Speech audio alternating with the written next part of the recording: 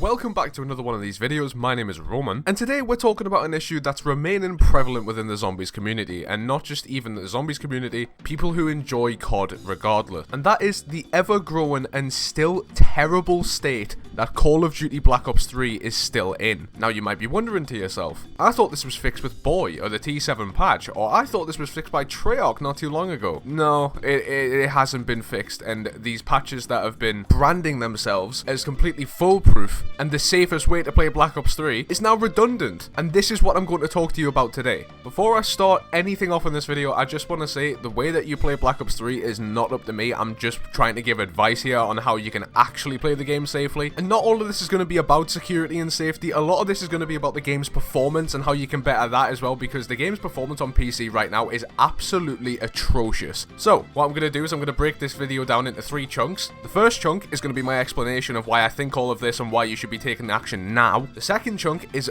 I'm going to tell you why the game hasn't been fixed and can't be fixed. And the third chunk, I'm going to tell you how to keep yourself safe and improve the game's performance overall, depending on what you want to do on the game. So, on to my first point here, the downfall and uproar of the BOIII client. Although amazing and definitely a right step in the direction for the time, when it was still being actively developed, keep note of that little detail, it's now fell into disrepair. The client itself now has been forked. For people that don't sit in their room all day, that essentially means the community has took the original open source code and created their own versions of it with new bits and new bobs, you know what I mean? They've added their own code to it to either make it better or God knows what. An example of this would be EasyBoy. And although forking is a very, very good thing for development, as it allows everybody to basically have a say and add their own features to make their own client kind of thing, it's just adding confusion to what people need to do and need to download to be safe. And in the worst case scenario, it could even be bundled with malware if not downloaded from reputable sites such as GitHub or a reputable YouTuber. And no matter what fork you use or whatever version you use, the client itself is now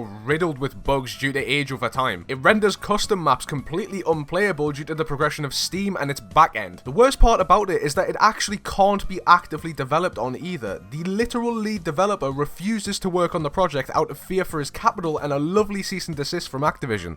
BOIII is stuck in a catch-22 moment. Can't play the game because it's broken, can't fix the game because it's illegal. And who's to blame? Activision. All of this can be fixed if they want it to, but this gets on to my next point. Activision did and still do not want to fix this game and will not supply the resources nor funding to do so, even though it would be absolutely minimal. The game right now is still one of the best selling CODs for the PC market due to its ever-loved zombies mode and its custom map capability with, you know, the open source mod tools. You know, you can make your own custom maps. It's just great. Why would they want to fix or add support to a game they already publicly fixed, in quotation marks, back when the security issues were already first starting to creep up a few months back this year? It's all a massive scheme to make sure this game is dying. Activision do not want people lingering on this game longer than they need to, but that is never going to change no matter how many bugs come up or how slow the game runs. But it is deterring a lot of people away from playing the game due to fear of security risk and their passwords and all that stuff. It's really, really scummy, and at the end of the day, yes, it is technically just business, but come on, man, the amount of people that still play this game, it should still have a small team of active developers. This is ridiculous. It's now not even more the security side of things. The stock game on Steam is an absolute buggy nightmare. The netcode is arguably some of the worst we've seen in the COD game to date. It's so temperamental whether or not you can join up with your friends without having to restart the game at least once, potentially on 4 different ends. And even once you're in a lobby, your game performs fucking terribly. It slows down to an absolute crawl, just barely managing to get yourself into the maps that you're trying to play. These problems were not prevalent during the game's lifecycle, when it was actively being developed and patched, but as soon as they pulled the plug, it starts to fall and crumble with nobody left to pick up the pieces because they legally can't. Although I will agree with anybody, Black Ops 3 is arguably the best iteration of COD Zombies we've ever had. Black Ops 3 from a technical standpoint, in my opinion, is absolute horseshit. The backend is a convoluted, buggy mess that has eventually caught up with itself over time. So, what can you do? This next part of the video is going to be a massive chunk of information about how you can keep yourself safe and what you can do to up the game's performance. Whether or not you do any of this is completely up to you, but I would recommend doing at least some of it. A lot of it arguably is overkill, but there are people out there who are like absolutely paranoid, and if you want to perform all these things, be my guest, but you don't have to do all of them. First things first, if you want to be squeezing every drop of performance out of your computer possible, I'd highly recommend following this guide here on how to fresh install your computer with a new copy of Windows, and how to fully debloat this fresh install once you've got it up and running. If you've got a USB stick and a chunk of time on your hands, I'd personally recommend doing this, not only just for Black Ops 3, but it's just good practice if your PC's running slow. Whether or not you want to back up your files beforehand is completely up to you, because I will warn you, if you don't back up your files, they are going to be wiped, if they're not on a separate hard drive, that is. And in my opinion, if you're going to back up your files, carry over the Steam Workshop content from Black Ops 3, but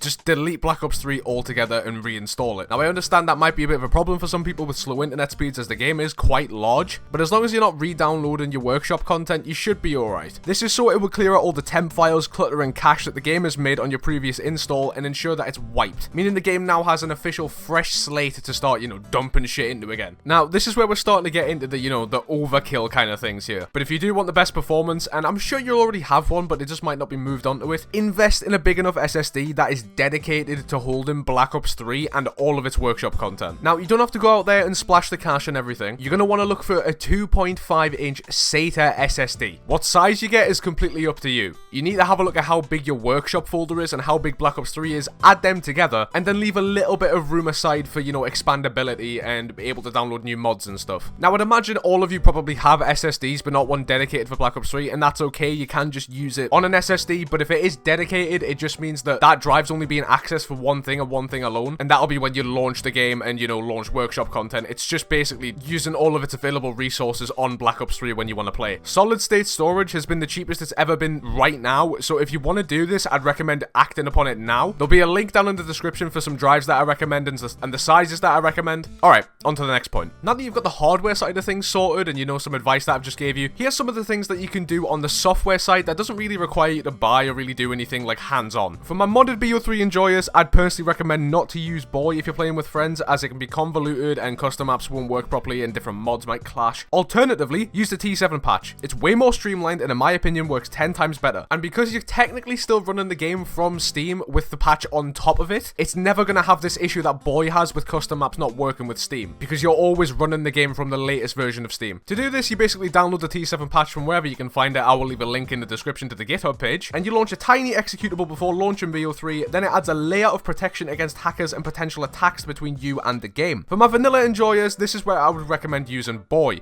Although riddled with bugs in regards to integration with Steam and its custom map side of things, BOIII still does what it says on the tin with the extreme performance boosts in the menus and overall game stability. It also allows for easy connection with friends by using dedicated servers rather than peer-to-peer with, just putting in the console connect to this IP. Now, this next part is completely and utterly optional. This can take a beginner to this kind of thing fucking days to complete, and I really wouldn't recommend it if you don't have any technical background knowledge. If you want to be 100% foolproof, and this is really taking it fully paranoid schizophrenic, do not run this game on your actual computer. Some Ordinary Gamers makes a great video explaining the topic of virtual machines that I'm not going to babble about here because I could go on for hours. But essentially, you create a computer within your computer that uses all of your actual hardware as if it was really your computer. You got that? This is for more extreme power users that will have all the security that they can possibly get whilst playing the game. But if you're seriously that paranoid, I'd recommend at least taking a look at it to see if it's within your skill capability, because this is really no easy task. And with all that said and all that information that I've just given you guys, go out there and